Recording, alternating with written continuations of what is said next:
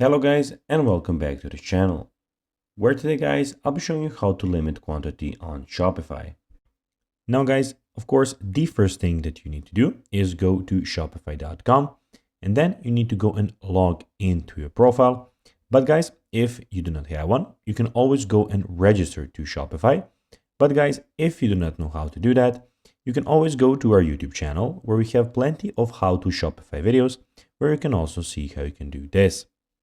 Now guys, that we got that out of the way, let's see what we actually have in front of us here. So as you can see here, we have the Shopify store that I have created, and here we have some options.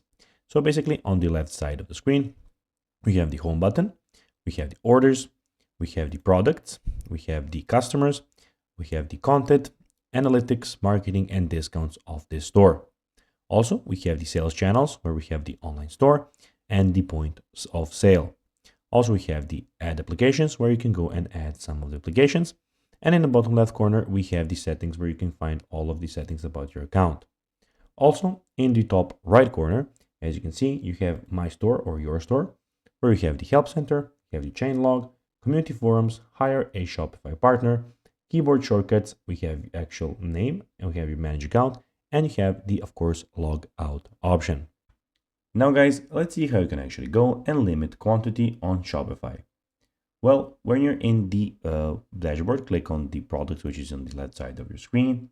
Select the products that you wish to limit quantity for.